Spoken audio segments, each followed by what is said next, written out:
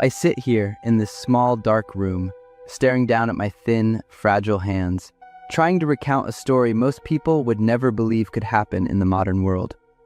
It's the story of how I was once Emily Campbell, the most sought-after supermodel in New York, and how I became a living ghost. Back then, when I was 22, I was at the height of my fame. Prestigious magazines like Vogue and Harper's Bazaar all wanted my photos. That dazzling career came to an abrupt end the day I met Marcus Ashford III, the sole heir to Ashford Corporation, a massive real estate empire. He walked into my life like a prince from a fairy tale, with gestures so tender they made my heart flutter. It wasn't luxury gifts. No, it was thoughtful presence that held meaning only the two of us understood. I fell for him so deeply that I abandoned everything, million-dollar contracts, and the brilliant career I had worked so hard to build. I believed love and family would bring me a happiness far greater than fame ever could. Our wedding took place just a few months after we started dating. Over 500 guests, white roses imported from overseas, and a wedding gown worth $700,000. When he slipped the ring onto my finger and kissed me gently, Marcus whispered, "You will be my most perfect work of art, my living symbol of success." I was foolish enough to feel happy when I heard that, never realizing I had just stepped into a haunted castle. During the first months after the wedding, Marcus was still the gentle man I loved. But little by little, I began to notice small shifts in his behavior. He started commenting on my weight. Marcus insisted that I maintain the most perfect beauty possible. At first, I thought he cared about my health. It made sense, after all. What man wouldn't feel proud having a beautiful woman by his side? And we often attended high-end galas together to meet his clients. Marcus emphasized, "My reputation depends on how you look. Everything people see has to be perfect, exactly the way I want it." He whispered each word slowly into my ear. Then he introduced rules. I was only allowed to eat between 11 a.m. and 2 p.m., just a 3-hour window each day. Every meal had to be weighed and measured precisely, never exceeding 200 calories. I had to photograph everything I ate and send the photos to Marcus for approval. I wasn't allowed to eat anything white, rice, bread, milk, cheese, because Marcus said they make the stomach expand. Water was the only thing I was permitted to drink, and even that was limited to 1 liter a day. I had to count every bite and chew at least 30 times before swallowing. No fruit because it had too much natural sugar. No leafy greens because they cause bloating. Salt and seasonings were completely banned because Marcus believed they made the body retain water.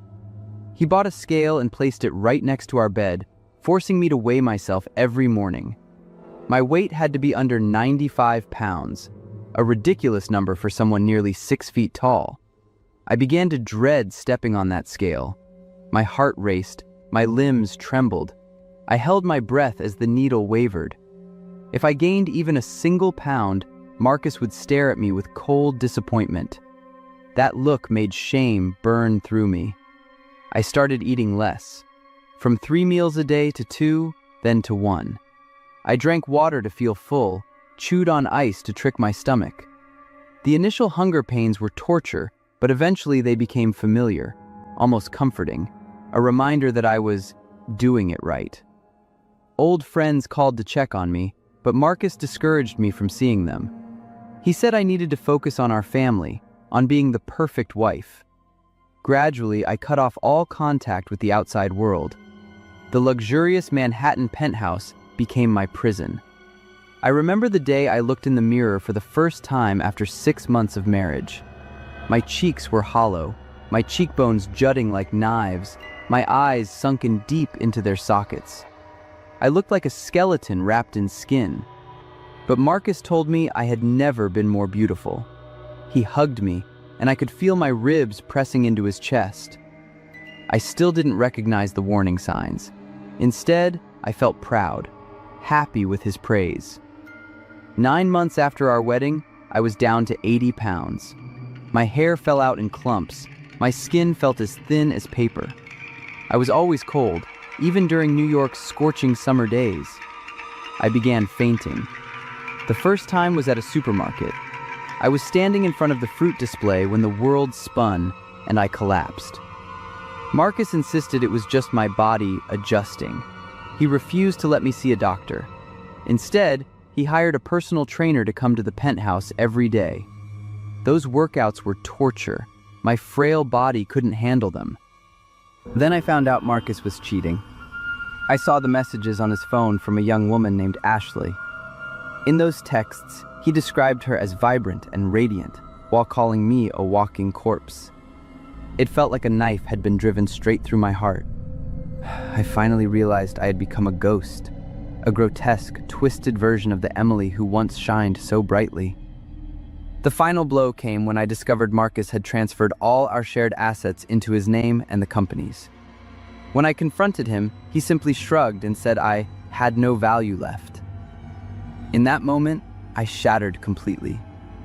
When I was beautiful and famous, Marcus felt he had conquered something other men coveted.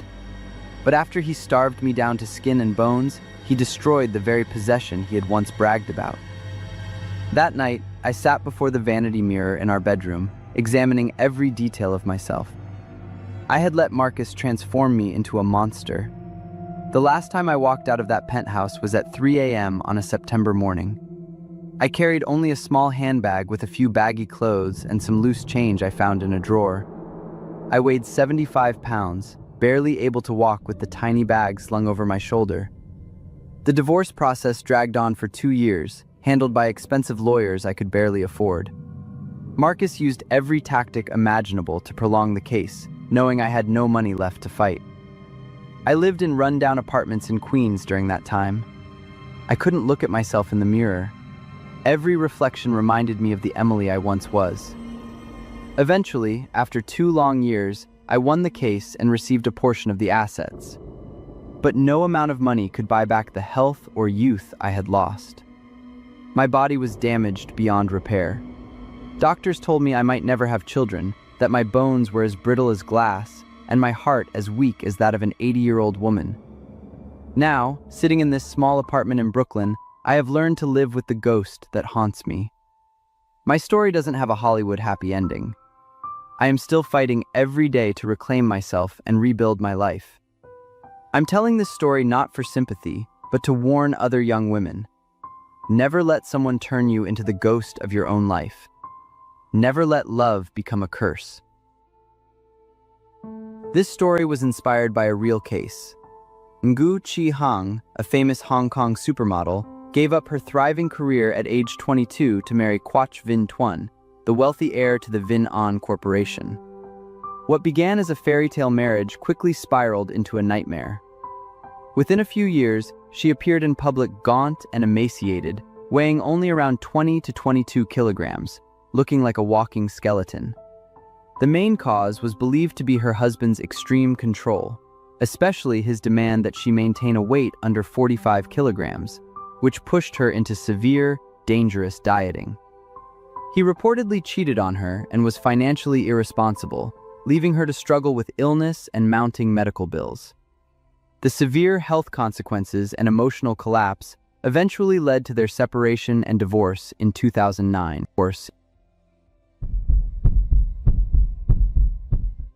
My name is Michael Collins, and I live in Tampa, Florida. I hate Florida summers. The humid heat feels like a wet blanket wrapped around your body, making my apartment feel like an oven, even with the AC blasting at full power. That night, the night everything ended, was no different. I walked into the apartment after my shift at the Clearwater Casino. The faint smell of whiskey lingered in the air. Rebecca, the woman I'd lived with for 2 years, a nurse at Tampa General Hospital, had already started drinking before I got home. Our relationship wasn't love. It was a disaster waiting to happen. Both of us carried wounds from our pasts. I had my uncontrollable anger and the bottle of whiskey that never left my bedside. She had bruises left behind by old relationships and a deep, gnawing fear of being abandoned. 2 broken people trying to form something whole, only to hurt each other more. 2 weeks earlier, drunk and angry. I shoved Rebecca into the wall. The impact knocked over the table lamp, shattering it. A piece of glass cut her arm, leaving a long scar. I apologized 1,000 times, swore it would never happen again. But Rebecca's eyes had already turned cold. Everything between us was dying. That evening, we sat on the couch drinking and watching some mindless TV show. My head was foggy from alcohol and exhaustion. My phone vibrated. It was Jack, my last real friend. I stepped out onto the balcony to answer. His voice was tense. He told me he'd seen Rebecca at a bar the night before. She had been extremely drunk and had hinted at threats, revenge, and some disturbing plans. Jack warned me to leave the apartment immediately, but I ignored him. I went back inside. Rebecca was sitting there with a strange smile on her lips. A large black suitcase was sitting in the middle of the floor. Rebecca introduced a game, a challenge. I was supposed to climb into the suitcase and see how long I could last before begging to be let out. In my drunken haze, it sounded like a weird, harmless dare. Why not? We'd done crazier things before. I remember the feeling of climbing inside that suitcase. At first, there was a childish thrill, like hiding in a secret cave. It was big enough for me to curl up in, knees pulled tight to my chest. Rebecca leaned over me, smiling softly. When I heard the zipper closing, I was still laughing. Darkness swallowed me, with only a sliver of light slipping through the seam. The cramped, humid space quickly filled with my own hot breath, sweat dripping down my back. The first few minutes passed quietly. I heard Rebecca moving around. She was getting more ice for her drink. I asked when she would let me out. No answer. I assumed she was messing with me. But after a few more minutes, I started feeling genuinely uneasy. The air felt thick, suffocating. The heat pressed in on me. Nausea rose in my throat. I told her to open it. Still no answer. Instead, I heard a quiet laugh and the click of a phone camera. Around minute 9 or 10, real fear seeped in. The suitcase suddenly felt less like a hiding spot and more like a coffin. Every breath felt harder. The air was disappearing. I began begging. That's when Rebecca finally spoke, her voice cold and distant. She said this was the lesson I deserved for everything I'd done to her. The bruises, the insults, the broken lamp, the late-night ER trip. I finally understood. This wasn't a game. I pounded on the walls of the suitcase, kicked, threw my weight at it, anything to break out. But the thick fabric held, and being curled in a helpless position meant I had no leverage. The noise I made wasn't loud enough, and our apartment was always noisy from our fights. No neighbor would find anything unusual. 20 minutes later, my body started to seize. Panic made my breathing faster, burning through what little oxygen I had left. My fingers went numb. My head spun. I didn't have the strength to pound anymore. I heard Rebecca turn on the TV, loud enough to drown out the faint sounds I was still making. She even talked to someone on the phone, her voice calm, casual, like nothing was happening. Time became distorted. My brain tried to recall how long a person could survive with no air. 3 minutes? 5? I heard Rebecca moving around the apartment, then silence. Did she go to bed? While I was suffocating a few feet away? My last breath was a soft exhale. Death wasn't as terrifying as I thought. It felt like slipping into sleep after an unbearably long day. The only difference was that I would never wake up again.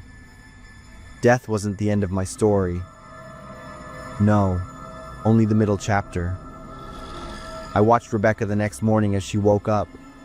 Her eyes widened as she remembered. She walked toward the suitcase with hesitant steps and unzipped it with trembling hands. Her scream caught in her throat when she saw my twisted, blue, rigid body. After her panic subsided, a strange calm washed over her. Rebecca started planning, wiping fingerprints, deleting messages, preparing a story about a drunk hide-and-seek game gone wrong. She dialed 911 with a shaking, tearful voice. Detective Daniels was the first to question her version. He noticed the bruises on my body, but fate stepped in. Rebecca's phone. She had forgotten to delete the videos and photos she took of me inside the suitcase. The undeniable proof of an intentional killing. The trial began 6 months later. Rebecca wore a Navy suit, keeping up the facade of a tragic accident. But when the evidence was shown, her composure shattered. On the final day, Rebecca confessed. Not out of guilt, but as a legal strategy. She talked about our violent, toxic history, the wounds I had caused her. She claimed she just lost control. The jury didn't buy it. Rebecca Sloan was sentenced to 25 years in prison for second-degree murder. Looking back on my life, I see all the terrible choices that led me into that suitcase. The drinking, the rage, the violence, the toxic relationship I didn't have the courage to leave. I wasn't an innocent victim. I died in a suitcase, a coffin I chose long before I climbed into it. And the worst part is, a small part of me still wonders, would she have opened it if I begged harder? This story was inspired by a real case. In the Sarah Boone and Jorge Torres case, Jorge Torres was found dead inside a suitcase in Orange County, Florida. His girlfriend, Sarah Boone, 45, was taken into questioning. At first, Sarah couldn't explain Jorge's injuries, but later admitted their relationship involved mutual violence, including Jorge hitting her weeks earlier. A video found on Sarah's phone showed her next to the suitcase, while Jorge said he couldn't breathe. Sarah responded coldly and laughed. She claimed it was a drunken hide-and-seek game and that she fell asleep while he was inside. She faces second-degree murder charges and could receive up to 16 years in prison if convicted. I'm David, 29, a software engineer in San Francisco. My life was usually pretty boring, just lines of code and deadlines, until I met Emma. We were together for 3 years, and I thought I'd found my partner for life. We were even talking about getting married next year, but everything fell apart with a short text message last week. I need some time to think. Don't contact me until I feel ready. She didn't explain or give me any specific reason, just one line of text, and then she blocked all my calls and messages. The past few days, I've been lost, haunted by Emma's memory and the question of why. Everything felt heavy and suffocating. I decided to take some time off work, spend a few days by the coast to clear my head. It was evening, and I was driving on a lonely, winding mountain road by the ocean. All I could hear was the distant sound of waves and the wind blowing through the car window.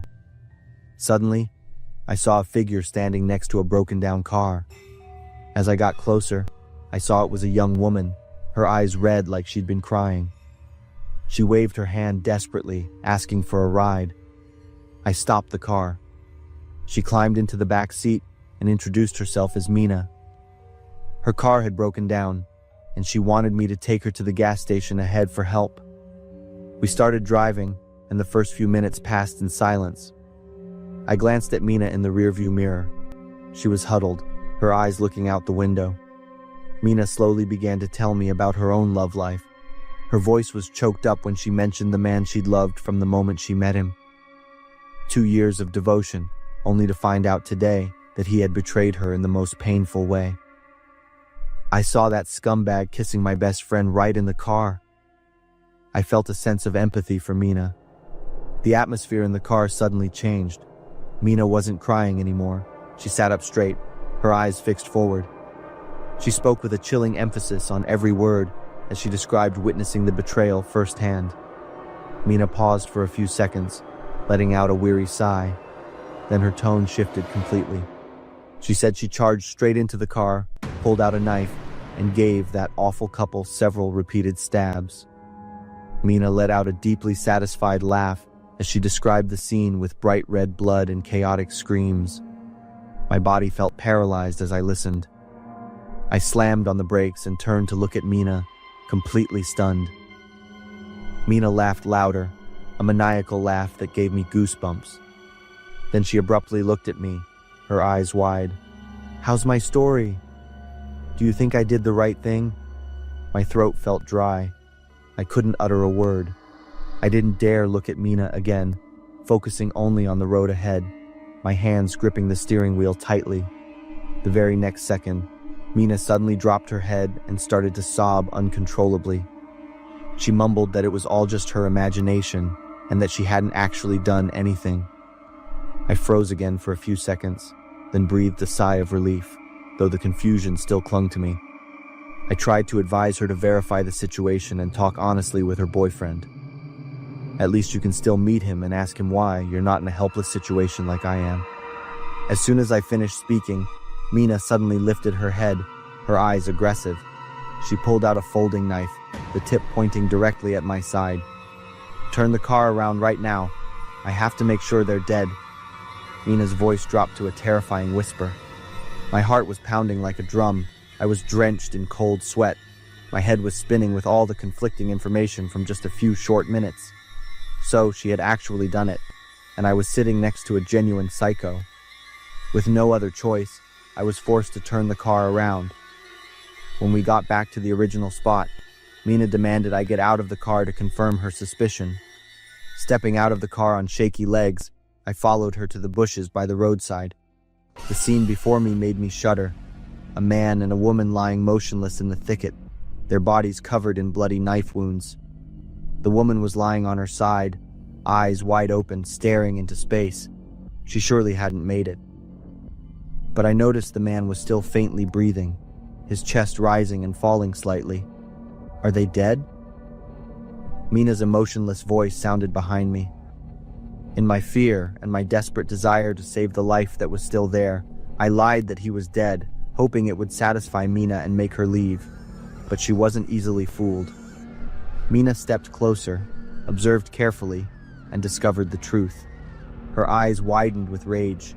"You lied!" she screamed, pointing the knife straight at me, ready to rush in and finish both the man and me off. She advanced toward the unconscious man first, yelling curses about the betrayal. Seeing the urgency of the situation, I lunged after her. If I didn't fight back now, both the man and I would die. The distance between us closed as Mina swung the knife. My hand grabbed her wrist. Mina roared and struggled with the strength of a madwoman. But fortunately, her strength was nothing compared to my will to survive. In a decisive moment, I forcefully twisted Mina's knife-holding wrist until she cried out in pain, and the knife fell to the ground. But she didn't give up, her other hand clawing towards my face with sharp fingernails. With no other choice, I put all my strength into punching her straight in the face. Mina fell backward, her head hitting the ground. She lay unconscious, blood flowing from her nose. I immediately kicked the knife far away, and then shakily grabbed my phone to call the police and an ambulance. 15 minutes later, the ambulance and police arrived. The man was put on a stretcher. Luckily, he was still breathing. The unfortunate young woman was also taken away. Mina had regained consciousness. She was immediately handcuffed, then given medical attention and led away. When it was all over, I sat down on the roadside, breathless and covered in cold sweat. I felt an emptiness inside. I thought back on everything and felt incredibly unlucky. Here I was, heartbroken over my own relationship drama, only to stumble upon a deranged woman on the road. It truly was a case of the heartbroken meeting the psycho in love. But at least I could console myself that I had saved a life. My name is Joey. I've been a cop in this town of Llano, Texas for 12 years.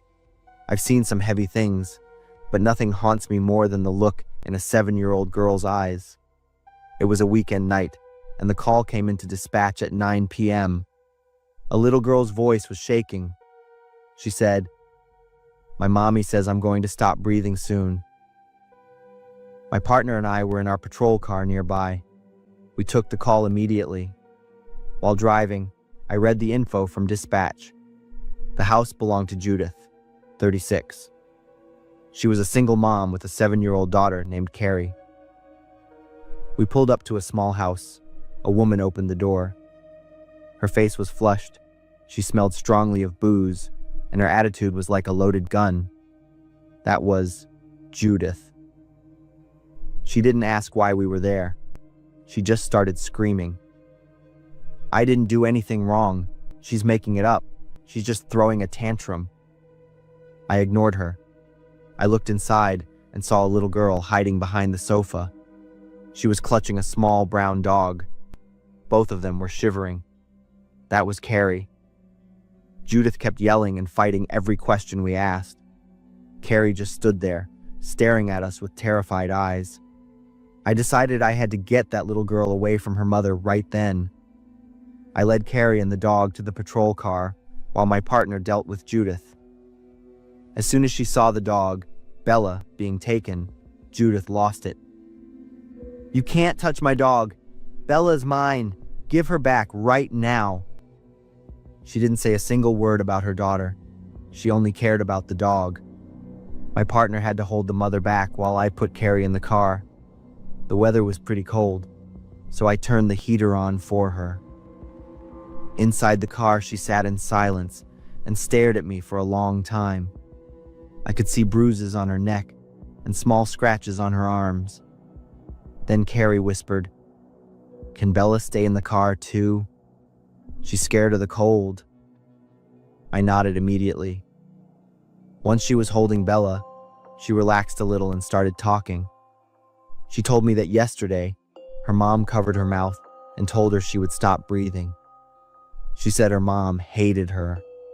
She told her she never wanted her in this world. Her voice was strangely calm. Her eyes were red, but she didn't cry. Carrie also said she didn't get dinner last night. She was starving, but she still had to sit and do her math homework. Then she looked down at the floor and whispered, "What did I do wrong that makes Mommy not love me?" I sat there in silence. I didn't know how to answer that. I watched her face and her eyes as she told her story. I watched how she petted Bella. She was such a warm, strong little girl. Outside, things were getting worse. Judith suddenly grabbed her chest and fell onto the porch. She screamed that she was having a heart attack and couldn't breathe. My partner called an ambulance right away, but when the paramedics arrived, she stood up like nothing happened. She brushed off her shirt and told them they weren't needed. She said it was all a misunderstanding. When we told Judith she was under arrest, her true face came out. She fought us hard. She was screaming at the top of her lungs. She kept calling us trash and saying we were ruining her family. While my partner was trying to cuff her, she intentionally turned and grabbed him in a private area. It didn't stop there. When we led her to the police car, she spat right in my face. We had to put a spit mask on her. Judith was taken to the station on charges of child endangerment and assaulting a police officer. I knew the legal process would take a long time, but at least Carrie was safe for the night. When things calmed down, I went back to the car. Carrie was still sitting there, holding Bella and looking out the window. "Can you take me to Aunt Gigi's house? She loves me. She has cookies, and Bella likes it there too." I said yes. All the way there, Carrie sat next to me, still holding Bella tight. Sometimes she would whisper to the dog, trying to comfort her little friend. After a while, they both went quiet. I glanced over and saw Carrie leaning her head back against the seat, staring out the window. I wondered how a 7-year-old could be so calm after everything that happened. After about a 40-minute drive, we reached her aunt's house. Gigi hugged Carrie so gently and asked if she was okay. When she saw the bruises on Carrie's body, Gigi started crying. I felt a weight lift off my chest. She was safe. I got back to the station after midnight. I spent the rest of my shift writing the report. but my mind kept going back to Carrie holding Bella, and her question kept ringing in my head. What did I do wrong that makes Mommy not love me? Months later, I heard that Carrie was doing great living with Aunt Gigi. She goes to school, joined an art club, and most importantly, she is happy and energetic. The court officially gave custody to Aunt Gigi after deciding Judith was unfit to be a mother. She is serving her sentence and facing years of rehabilitation. Even though I was just a small part of Carrie's story, I am grateful I was there that night. I hope Carrie never has to ask why she isn't loved ever again. And for all the other children out there, I hope you get to grow up with love, safety, and a real childhood.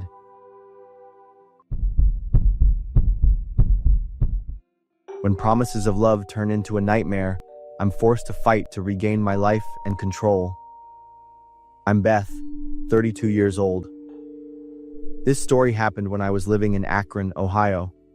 I had a very romantic time dating Kane.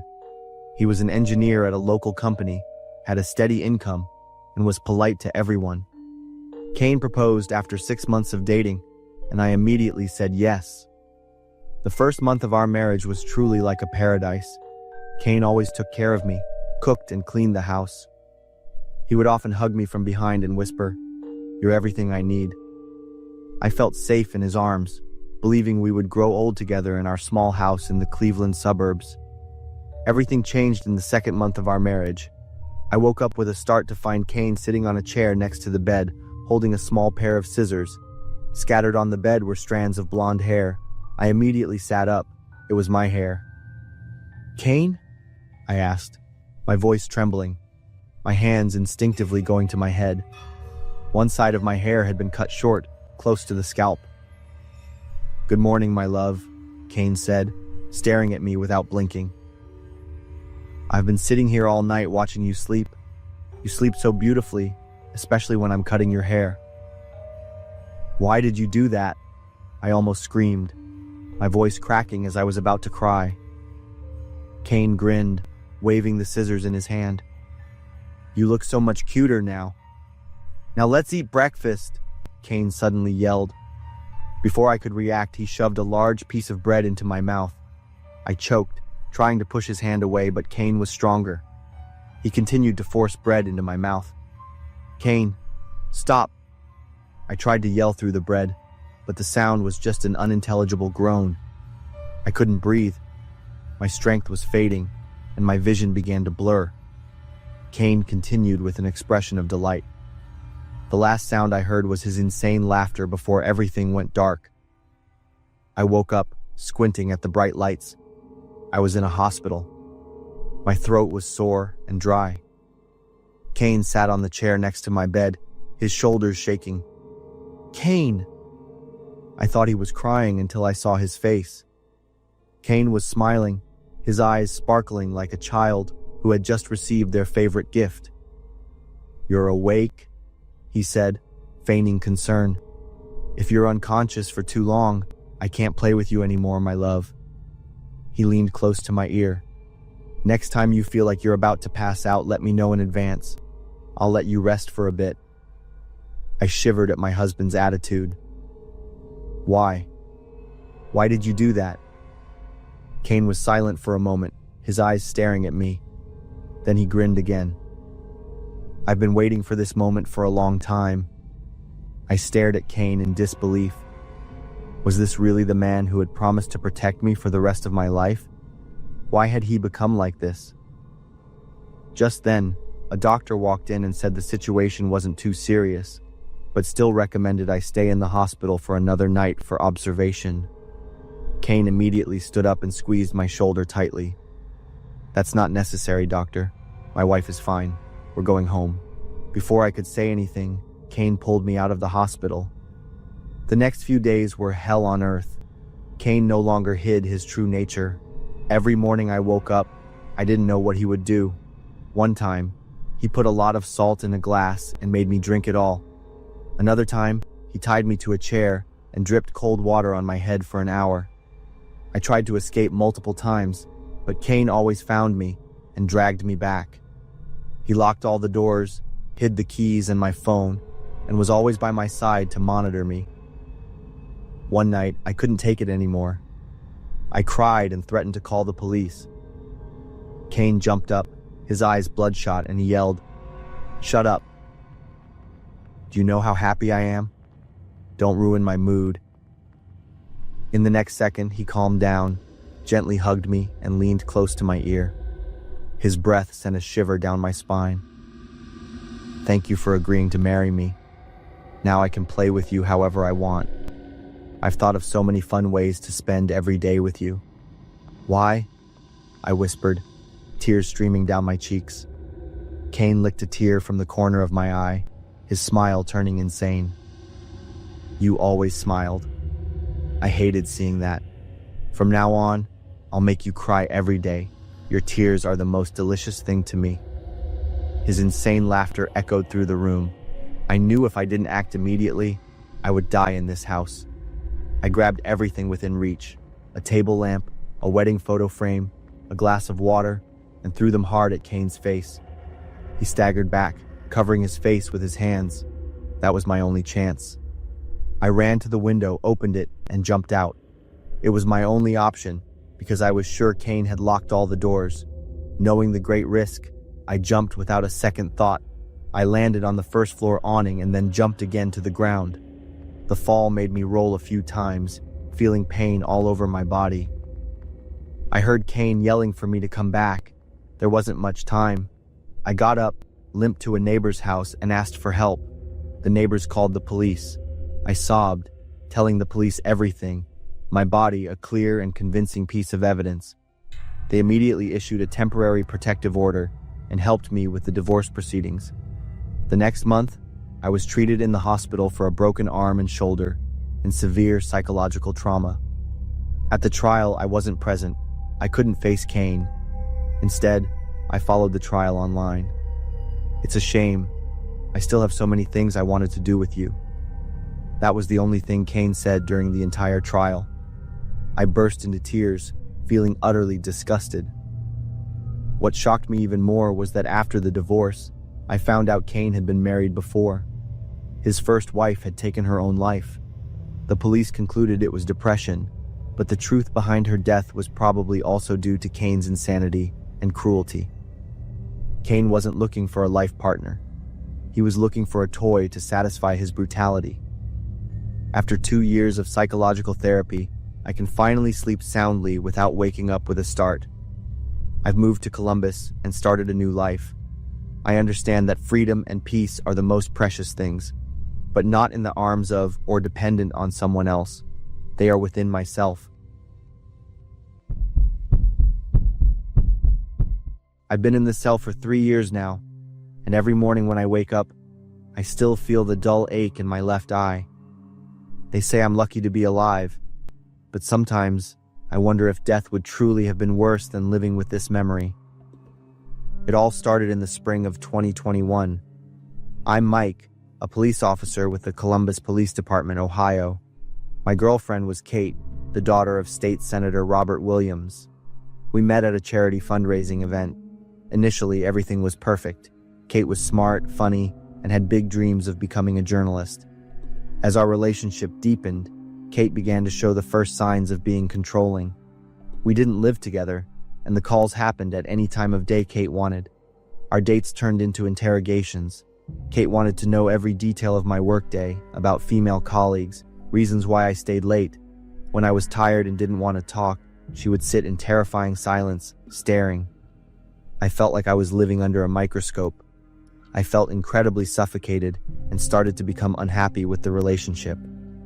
I decided to end things with Kate after almost 8 months of dating. We met. I talked about needing time to focus on my career. "I think we should break up." Then she laughed. I left, thinking that was the end of it, but it wasn't. That night at 1 a.m., Kate called me. She was sobbing uncontrollably, begging me to reconsider. I apologized and hung up. By morning, my phone had nearly 100 missed calls from Kate. I sat staring at my phone screen for a long time, feeling an overwhelming sense of suffocation, and decided to remain silent. The following days were like a nightmare I had created myself. Kate called nonstop, sending hundreds of texts a day. She came to my house, banging on the door until 2 a.m. Then Kate started to harm herself. Cuts on her wrists, bruises on her body. She sent me terrifying photos with messages. "Do you see what you've done to me?" Then Senator Williams began to intervene. A week after I broke up with Kate, he called the police chief directly. I was called into the office and received advice that perhaps I should reconsider my relationship with Senator Williams' daughter, for the good of your career. When I refused, the pressure started to mount. My promotion application was deferred for further review. My work schedule was suddenly filled with night shifts. Important cases were assigned to others. Even at home, I found no peace. My electricity and water bills suddenly had mistakes. My bank reviewed my account unusually. I understood the message: get back with Kate, or my life would be destroyed. I couldn't call the police because I was the police, and the person oppressing me held power. I couldn't tell anyone for fear of jeopardizing my career. I was surrounded by choices I had made myself, but now compounded by the force of political power. I tried to endure, thinking that if I just kept silent, everything would eventually be okay. But I was wrong. Nearly 4 months after I definitively broke up with Kate, she still wouldn't give up. Every time I finished a night shift, my car would have a new scratch. My mailbox was full of scribbled papers with angry and sad faces. I still chose silence and endurance. I started losing sleep. My colleagues were worried, but I just told them I was tired and stressed, partly due to caffeine side effects. But deep down, I knew something was seriously wrong. Work was the only thing still keeping me connected to the normal world. Then one evening, while preparing for a raid to apprehend a drug trafficking group at a suburban warehouse, I saw a figure in the distance near a restricted area. I couldn't clearly see her face, but her walk was unmistakable. "Kate!" I rushed out, shouting for her to stop. One of the officers with me held me back, saying I was mistaken. I returned to my position, but my mind couldn't focus. All my senses were on edge. I had warned dispatch about the possibility of civilians entering the area, but no one really paid attention. About 10 minutes after the raid began, screams for help echoed from the back of the warehouse. I ran there with 2 others, and my heart nearly stopped when I saw Kate being held by one of the gang members, a knife pressed to her throat. Everything swirled inside me. Why was she here? I raised my gun, but my hand trembled, sweat drenching my palm. Kate cried as she called my name. "Mike, I don't want to die. Don't leave me." The more I heard Kate's voice, the more my heart raced, my mind unable to focus. I felt like I was pushed to the edge of an abyss, with only darkness below. My head reeled. For months, I had tried to endure, but the harder I tried, the more I felt like someone was suffocating me day by day. "I'm scared. Mike, you can't leave me. You made me like this." I gasped for breath, my vision blurring. Only Kate's voice remained in my head, and an overwhelming feeling of suffocation as I was pushed to my limit. The gunshot echoed. A few seconds later, Kate fell. Everything suddenly became eerily quiet. There was only the pounding of my heart and a sense of emptiness. The kidnapper was subdued immediately after the shot. My teammates rushed in, disarmed him, and cuffed him to the ground. A clear, all clear, sounded over the radio, confirming the operation was over. But I couldn't hear clearly anymore. I knelt beside Kate, blood spreading beneath her body, my hand still clutching the gun. I woke up in the hospital, handcuffed. I was charged with murder. State Senator Williams said I would definitely pay the highest price. No one mentioned how the months of suffering had affected my mental state. My desperate pleas went unheard. 3 years have passed, and the memory remains like an unhealed wound. I don't blame Kate. I only blame myself for not stopping when I could have. I thought silence was the least damaging path. But I was wrong. And now, I have to live with that mistake for the rest of my life. It's been a week, and the bruises still haven't completely faded. I have to wear long sleeves and pants to cover my arms and legs whenever I go out. No one has asked, and I don't want any attention, don't want to explain anything. My boyfriend David and I have lived together for 3 years in a 2-bedroom apartment in suburban Buffalo, New York. 3 years of watching him transform from a warm, caring man into an obsession. When he's sober, David is still the boyfriend with the charming smile. But when he's had a few drinks, he becomes a completely different person. At first, it was just punching walls, breaking kitchen cabinet doors, throwing the TV remote. I'd comfort myself by thinking, at least, he's not touching me. David always apologized afterward. Those self-assurances have sustained me for the past 3 years, slowly helping me accept each dangerous sign. But last week's incident made me realize the nightmare was just truly beginning. It was last weekend. Sarah, my best friend from college, invited me out for drinks at our usual bar. I'd refused many times because David didn't like me going out alone. But this time, I agreed. I needed to get out to escape these negative thoughts. Just an hour, Sarah's moving to Portland soon. This might be the last time we can see each other. I said to David as he sat on the sofa, opening his 4th beer of the afternoon.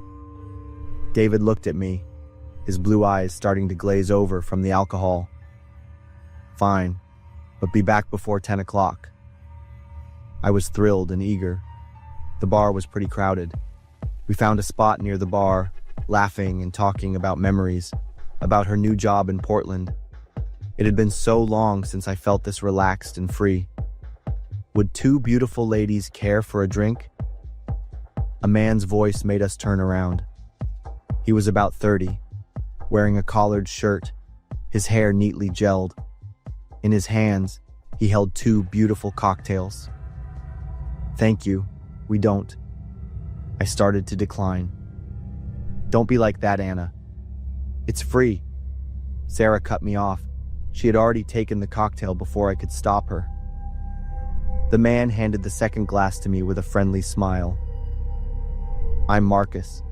Just wanted to wish you 2 a good evening. I hesitated for a few seconds, then took the drink. In my head, David's voice echoed. Men never offer free drinks without an agenda. But Marcus had already turned away, not seeming to want to continue the conversation. Sarah was already drinking her cocktail and kept saying how good it was. I took a sip. The sweet taste of pineapple gently spread across my tongue. We quickly returned to our interrupted conversation. About 15 minutes later, my phone vibrated. It was David calling. Where are you? I quickly glanced at my watch. It was only 9:30. I'm at the bar with Sarah. Come home right now. But you said 10. Anna. The way David said my name made my blood run cold. I hung up. Sarah looked at me with worried eyes. Is something wrong? I have to go home. David's waiting. I stood up, grabbing my purse. I left Sarah with a confused look and rushed out of the bar. My head was spinning. I couldn't tell if it was from the cocktail or from my overwhelming fear. David was already standing outside the bar, his face filled with rage. Seeing his expression made me flinch. I wondered if David had seen Marcus hand me the drink. He didn't say a word, opened the car door, and gestured for me to get in. I sat in the passenger seat, feeling his anger radiate from his entire body. David drove out of the parking lot at a normal speed, but when we got onto the main road, he floored the gas pedal. The speedometer needle kept climbing. David, didn't you remember what I said? He just wanted to wish us a good evening. The car swerved past another vehicle, tires screeching on the pavement. I gripped the door handle tightly, unable to say anything else. We arrived at the apartment in tense silence. As soon as we stepped inside the apartment, David spun around and grabbed me by the collar. You think I'm an idiot? His eyes were bloodshot, his beer-laced breath hot on my face. I had never seen David so out of control. David, I didn't. Shut up, he yelled and shook my shoulders violently. Tears started to stream down my cheeks, but David didn't seem to see them or didn't care. He dragged me across the living room, pushing me onto the sofa.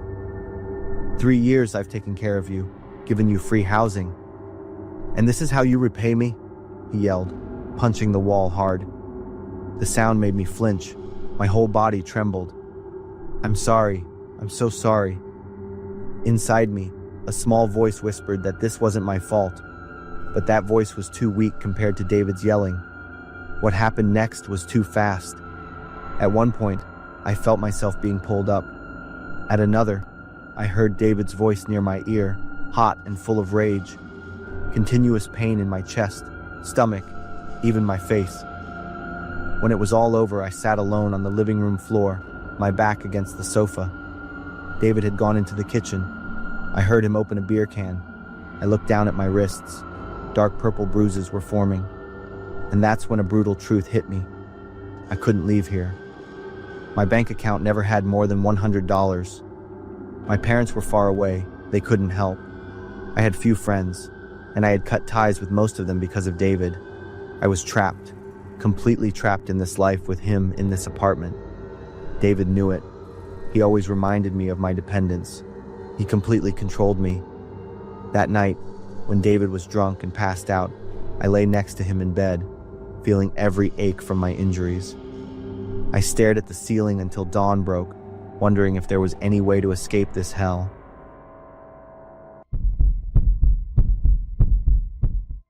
My name's Monica. I'm 22. I love myself, and yeah, I'm confident in my own skin. My friends always say I'm pretty easy on the eyes. I used to live in a rougher neighborhood. But once my parents' business started picking up, we moved into a decent middle-class home. The area was great, quiet, clean, and mostly full of folks who didn't look like us. We stood out, sure, but people were chill. They welcomed us. I've got this habit. I swipe on Tinder more often than I'd like to admit. Most of my friends, I actually met them through the app, and honestly, they turned out to be cool, but I'd never had an actual thing from Tinder. That is, until I matched with Brian. This guy? Drop-dead gorgeous. Tall, built, curly brown hair, piercing blue eyes. The first time we met up, my heart was pounding like crazy. He gave me this once-over, not in a creepy way, more like he was surprised and into it. Then he spoke. Instant jelly. I'd never felt that way about anyone before. We started bumping into each other all the time, not like planned dates, more like weird coincidences. Coffee shops, parks, the gym. Everywhere I went, boom, there he was. One day he casually mentioned we lived in neighboring areas. Thing is, I don't remember telling him where I lived. But honestly, I didn't care. He was hot enough to make me forget everything else. So yeah, we officially had our first real date as a couple. He picked me up like a total gentleman and even came inside to say hi to my parents.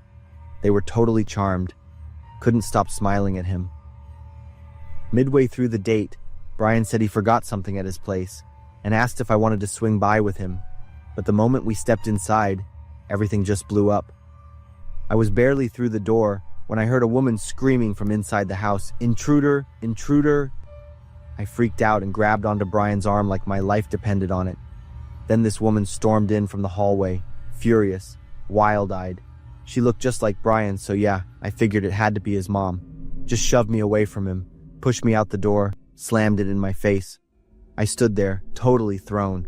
Brian rushed out right after trying to calm the situation, but his mom was going off. She started smacking his chest and yelling, "She's not the kind of girl you deserve." Yeah, I got the message loud and clear. I turned away before she could see my eyes welling up. On the drive back, Brian kept apologizing, nonstop. He was scrambling to explain why his mom acted like that, and just kept saying sorry over and over. I knew it wasn't his fault. The date itself was actually great. It's just the whole apology overload kind of made things awkward. When I got home, I didn't tell my parents anything, because honestly, I still really liked him. A lot.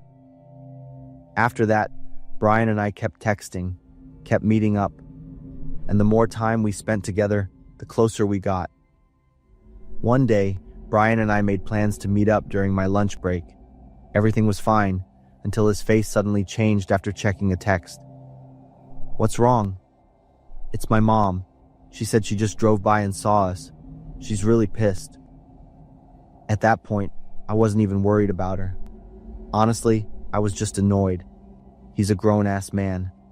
Why the hell was she still all up in his business? We shrugged it off and kept sipping our coffee until she actually showed up. Brian's mom walked right in, smiling at me like she was doing it just to mess with me. Then, out of nowhere, she threw something at me. It was in a tied-up bag, but the smell hit me before it even landed. Brian and I looked at each other, both frozen. He jumped up to stop her. I looked down at the bag. It was shit. This woman had just thrown a literal bag of feces at me. I was beyond done. I stood up and walked out, furious. Brian ran after me trying to explain, apologizing like crazy. I ignored everything that day. No calls, no texts, no FaceTime. I was seriously pissed that Brian hadn't set things straight with his mom about us. That evening, when I walked out of the office, her car was parked right next to mine. She got out and told me to stay away from Brian. I told her she should probably have that conversation with her son too. Then I got in my car and drove off, leaving her standing there, staring at me with that same nasty look in her eyes.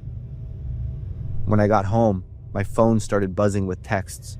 Unknown number, all threats, creepy, specific stuff about me and my family.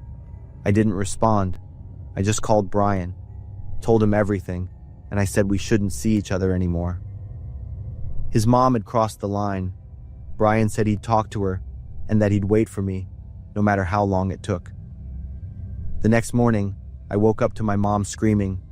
My dad and I ran to the porch, and what we saw stopped us cold. 3 dead birds lined up. Next to them, a note with just 3 words. Mom, Dad, Monica. My dad looked at me furious and demanded I tell him what was going on. So I did. I told him everything. My parents called the cops. They went to Brian's place, but his mom denied it all. Worse, she turned around and said I'd been harassing her son. I showed the police my text with Brian, laid it all out. They took notes, logged the threats, and said they'd follow up. That night, the strange number messaged me again. It's over. I replied, what do you mean? These threats didn't scare me. The next day, on my way to work, I noticed a black car parked in front of my office. When I opened the door and stepped out of my car, I heard footsteps running behind me. Suddenly, a strong force grabbed me from behind, covering my mouth so I couldn't scream. The last thing I remember was being thrown into a car. When I woke up, I found myself in a hotel room, still fully dressed, thank God. Brian's mom was standing at the door of the hotel room with 2 of her henchmen. An evil smile was on her face, the woman looking elegant but cruel. I faced her. Why did you do this?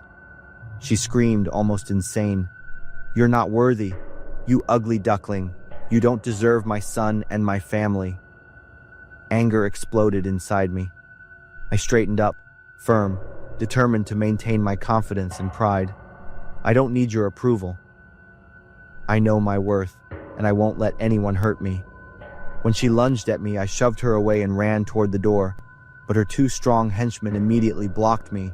I didn't hesitate. I bit, fought like a wild animal. I used all my strength to break free, and finally I did. I ran out of the room, sprinting down the hallway. My heart was pounding like thunder, and I quickly grabbed my phone to call the police. Just as I ended the call, a wave of dizziness hit me, and I couldn't react in time, and fainted. When I woke up, I found myself in a hospital. My parents were standing next to me, their faces worried, and even Brian was there. He looked at me with regret, constantly apologizing. I couldn't hear anymore. I looked at him, feeling sadness and disappointment. I can't continue with you, I said, my voice cold and firm.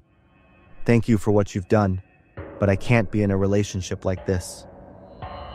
I didn't need to explain further. What I felt, he would never understand. Brian just stood there, silent, saying nothing more. I didn't need any more apologies from him. I knew I had done the right thing. There are some sounds you never forget once you hear them. For me, the humming of the Cyber Chase theme song outside my window in the middle of the night is one of them. 15 years have passed, but every time I hear that tune, I still shiver as I remember that night. It was the summer I turned 8. My parents were busy with their work schedules, so they decided to send me to my grandparents' house in Burnett, Texas. I was going to stay there for 3 weeks. My grandparents lived in a small wooden house surrounded by a forest. Living with them was their helper, Aunt May, who assisted with chores around the house. The first few nights at my grandparents' house, I couldn't sleep. Everything was unfamiliar, from the smell of wood to the sound of cicadas buzzing outside. A few nights later, a new sound joined the others, a faint rattling outside my window. I pulled my blanket up, leaving only my eyes exposed, telling myself it was just the wind blowing against the window. After a while, it disappeared, and I drifted off to sleep. I still thought it was a normal sound around here, so I didn't mention it to my grandparents. The next morning, my grandpa took me and our dog for a walk. We walked along the trail that led into the woods behind the house. Our dog suddenly stopped, her fur bristling on her back, and started to growl towards a bush. "What is it, Cora?" Grandpa asked. I looked in the same direction and saw a figure standing still behind a large pine tree. I blinked a few times, thinking I was imagining things, but the figure remained there, just standing still and watching. "Grandpa, there's someone over there." But when we looked again, the figure had vanished. The dog continued to growl. "Could be a lost hunter," Grandpa said, and that made sense to me. That night, after watching Cyber Chase, I went to my room early. After talking to my parents on the phone, I got into bed to play my game console. In the middle of the night, I was woken up by a strange sound. Someone was humming the Cyber Chase theme song outside my window. I pulled the covers over my head, scared, and just lay still. When the song ended, I slowly pulled the blanket down. "Grandpa," I called out to him. "Hey, it's me. Come out here, grandson. I want to show you something cool." Maybe he couldn't sleep and wanted to show me the stars or some wild rabbits coming out to feed at night, things he often told me about. I climbed out of bed, opened the window, and looked outside. A figure stood in the dark, reaching out a hand. "Let's go, kid." I took that hand and followed. We walked a few steps on the dirt road, heading toward the forest. I felt a bit strange because Grandpa wasn't saying anything, nor did he turn to look at me as usual. The moonlight grew brighter, and I looked down at the hand holding mine. This wasn't Grandpa's hand. His hand was more wrinkled. I also smelled a strong scent of tobacco, even though my grandpa didn't smoke. I saw something black sticking out from the back of his waistband. It looked like a gun. I slowed down, terrified. Immediately, I felt a tight grip and was pulled forward. Just then, Grandpa's familiar voice rang out from the direction of the house. "Ethan! Ethan, where are you?" I immediately stopped dead. The man flinched, turning his head towards the house. In that moment of distraction, I quickly yanked my hand free and ran back towards the house. "Grandpa! Grandpa!" I screamed as I ran. Grandpa was standing on the porch, all the outdoor lights shining brightly. I rushed to him and hugged him tight. "Where have you been?" "What's wrong?"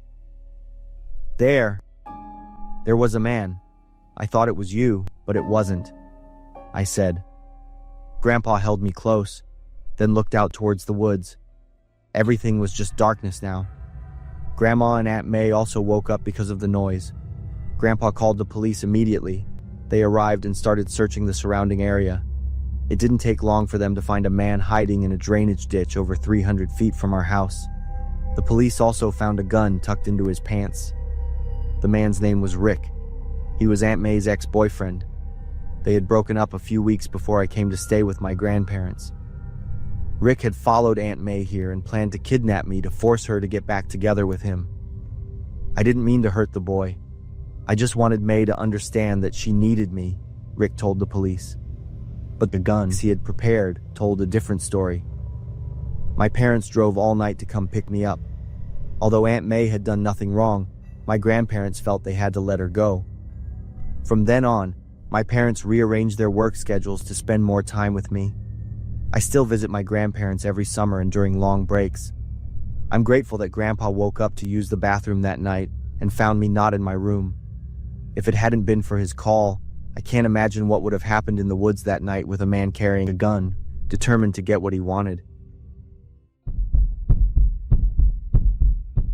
I used to think a breakup was the end, but with Joe, it was just the beginning of something much scarier. It's been almost 3 years, and I still tremble whenever I remember that party. I can't sleep on quiet nights. The sound of the gunshots still echoes in my ears, and the screams still haunt me. In July of that year, I was invited to Jordan's graduation party. Jordan was our class president, and the party was at their house. I was pretty hesitant before accepting the invitation. I wasn't close to anyone in my class, worried that I wouldn't know what to say when I got there. But remembering my past relationship with my ex-boyfriend, Joe, I had lost so much freedom, so many relationships, and so much confidence. I had ended that control, and now it was time to get it all back. I arrived at the party, standing by the drink table, feeling a little awkward. Liz, right? I turned to see Jordan smiling. Jordan was tall and thin, with slightly curly brown hair and kind blue eyes. Hi, Jordan. Thanks for inviting me. I'm glad you came. You don't seem to go to parties very often. I nodded, unsure what to say. Jordan didn't ask further, just handed me a glass of orange juice. Do you want to go upstairs? It's a bit noisy down here. I hesitated a moment, then nodded. We went up to the second floor, into a small living room with a sofa and bookshelves packed with books. Jordan sat down, keeping a comfortable distance. We talked about college, about future plans. Jordan listened to me genuinely. I looked at Jordan, feeling my heart beat faster.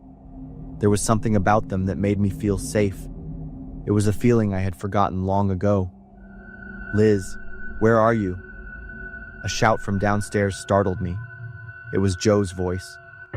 My body froze, my hands began to tremble.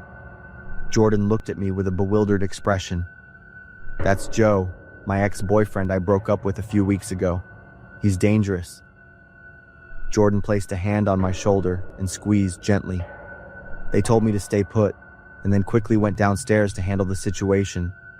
But I couldn't sit still. I ran after Jordan. The noise and shouting from downstairs grew louder. When I reached the living room, I saw Joe there, his face flushed, his hands clenched. When he saw me, his eyes became wild. Jordan stepped forward, blocking him between me and Joe. You need to leave. This is my private home and you're not invited, Jordan said in a firm voice. But Joe completely ignored them, his eyes fixed only on me. Come home right now. I shook my head. Joe stepped closer, his face distorted with rage. The heavy smell of alcohol radiated from him. You belong to me. Jordan still stood between me and Joe, clearly showing a protective stance. Joe reached into his jacket pocket and pulled out a shiny black handgun. My blood ran cold. Jordan flinched but still didn't move. Screams erupted from behind me. Everyone rushed out in a panic. Joe pointed the gun at Jordan. I lunged between them, but Jordan pushed me behind their back. They raised their hands, trying to calm Joe. We can talk. But Joe had lost all reason. He didn't let Jordan finish, and he suddenly pulled the trigger. The gunshot echoed. Jordan fell. The bullet lodged in their right shoulder. Blood poured out nonstop. Jordan's face was pale with pain. I felt like I died for a few seconds, then quickly knelt beside Jordan, pressing hard on the wound to stop the bleeding. Joe seemed to go insane. He lunged, grabbed my hair tightly and pulled hard, ordering me to go with him. I struggled. Just then, the distant wail of police sirens filled the air. Someone had called the police. Joe looked around for an escape route, then ran. Paramedics rushed in. They bandaged Jordan's wound and got them into the ambulance. I followed closely. Joe was arrested by the police not long after, while trying to escape. At the hospital, surgeons removed the bullet from Jordan's shoulder. Luckily, the bullet didn't cause severe damage. I sat in the waiting room all night, staring at the white walls and feeling guilty. The trial took place a month later. Joe was convicted of assault with a deadly weapon and sentenced to 3 years in prison. But no sentence could erase the trauma and haunting memories. Jordan recovered. We still kept in touch, but there was a distance we both felt. I understand that true love never comes with control, possession, or violence. What Joe had for me wasn't love.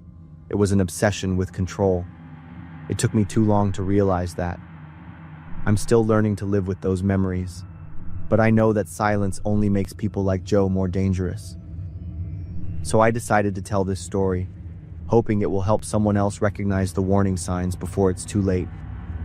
That graduation party ended, but the lessons from it will stay with me for the rest of my life. Thank you for watching until the end. As mentioned earlier, our goal of reaching 50,000 subscribers in 2026 is still ongoing. If you enjoy these stories, please give us a hand and support us.